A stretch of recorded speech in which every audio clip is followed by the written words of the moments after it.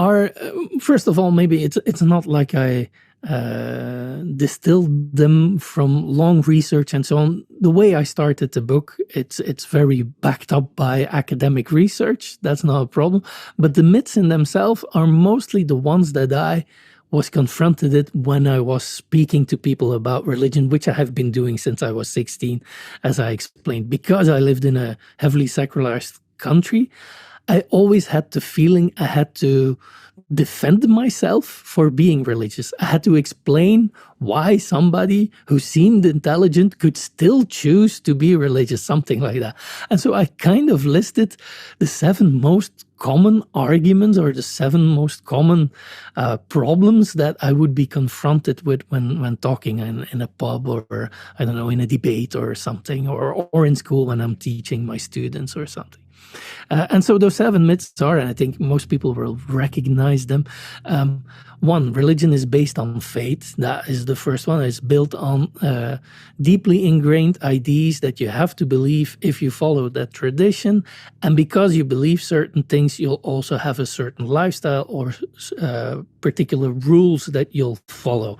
If you believe in God, God wants you to do this or live this way, so you'll do it. Then the second myth is that those aspects of faith and regulations of life are mainly determined by a sort of class of priests, depending on the religion. They might be called differently, but there's this elite that determines what the real contents of the faith are. Then the third myth, according to me, is that religions are very clearly distinguished from each other. There you've got the Jews, and they're completely different from the Buddhists, and that's Hindu, but it has absolutely nothing to do with the Christian and so on, because, of course, they are supposedly completely defined by their faith and their regulations. So if they differ in those, then they differ from each other.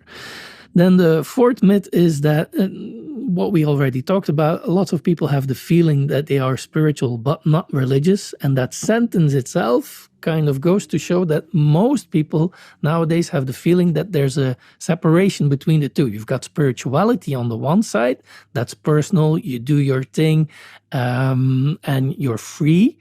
And on the other side, you've got religion, which is institutionalized, which is more dogmatic and actually often limits your personal spirituality more than it frees it up. And then the fifth myth is the idea, if religion is first and foremost based on faith, it's kind of irrational. It's something you believe. But on the other side of the spectrum, you've got science, and science, that's all about rationality.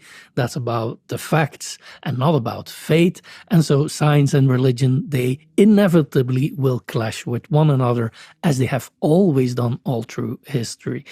And then the seventh myth is that because of the first 6, actually, because science is more factual and less... the sixth myth, I'm forgetting one. The sixth myth is that religion, because they are so stubborn in their dogmatic ideas, will, unless they're contained somehow, if you don't contain them, then they will become very violent. And so most of the violence in the world is attributable to religion.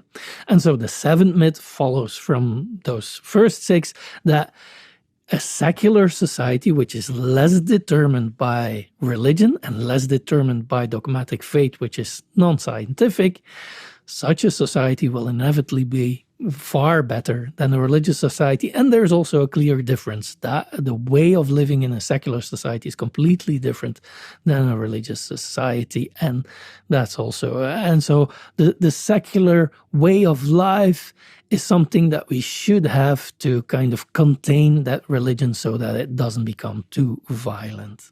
So that's all 7 of them. Yeah.